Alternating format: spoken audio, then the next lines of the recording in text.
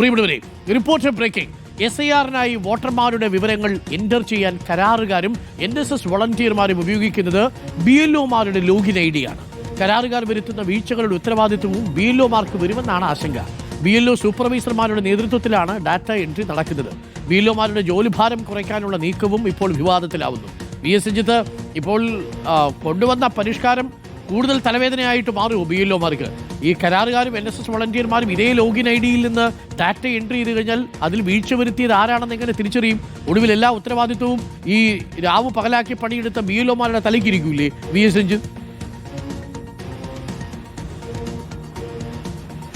തീർച്ചയായിട്ടും ഈ BLO-മാർക്ക് അധിക ജോലിയായിട്ടാണ് ഈ ഡാറ്റ എൻട്രി നേരത്തെ കൊടുത്തിരുന്നത്. ആദ്യഘട്ടങ്ങളിലൊക്കെ BLO-മാർ ഈ ഫോം വിതരണവും ആ ഫോം കളക്ഷനും മാത്രമായിരുന്നു.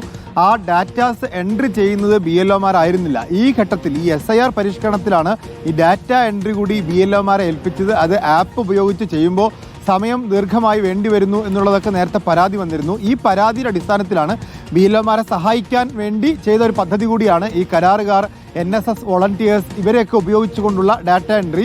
വില്ലേജ് ഓഫീസുകളൊക്കെ കേന്ദ്രീകരിച്ചുകൊണ്ട് ക്യാമ്പുകൾ സംഘടിപ്പിച്ച് ആ ക്യാമ്പിലാണ് ഡാറ്റ എൻട്രികൾ നടക്കുക. പക്ഷെ അതിലൊരു പ്രശ്നം എന്ന് പറയുന്നത് ഈ കരാർ ജീവനക്കാരും NSS വോളണ്ടിയേഴ്സും ഒക്കെ ഉപയോഗിക്കുന്നത് BLO-മാരുടെ ലോഗിൻ ID ആയിരിക്കും. ആ ലോഗിൻ ID ഉപയോഗിച്ച് ഡാറ്റ എൻട്രി നടത്തി അതിലെന്തെങ്കിലും പിശക് വന്നാൽ ആ ലോഗിൻ ID ഏതാണോ അതിലായിരിക്കും പിടുത്തം വീഴുക. എന്ന് പറഞ്ഞാൽ അതിൻ്റെ ഉത്തരവാദിത്തം BLO-മാർക്കായിരിക്കും.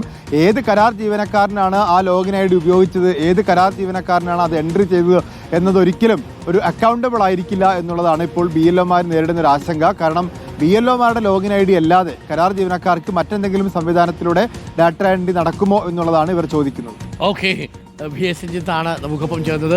അപ്പോൾ പരിഹരിക്കാൻ കൊണ്ടുവന്നത് പഴയതിനേക്കാൾ വലിയ തലവേദനയാകുമോ എന്നുള്ളൊരു ആശങ്ക ഈ പാവം BLO-മാർക്കുണ്ട്. അവരുടെ ലോഗിൻ ID ഉപയോഗിച്ച് NSS വളണ്ടിയർമാരെ ഡാറ്റ എൻട്രി ചെയ്ത് കഴിഞ്ഞാൽ അതിൽ പിഴവുകൾ വന്നാൽ ആര് സമാധാനം പറയും? ഈ BLO-മാർ സമാധാനം പറയേണ്ടി വരുന്നൊരവസ്ഥയാണ്. അതാണ് അവരുടെ ആശങ്ക. എന്തായാലും പ്രശ്നം പരിഹരിച്ചാൽ മതിയാവൂ. ഈ സ്ട്രെസ് കുറയ്ക്കണം, കുറച്ച് സമയം കൂടിയൊക്കെ നീട്ടി നൽകിയാൽ കൊള്ളാം.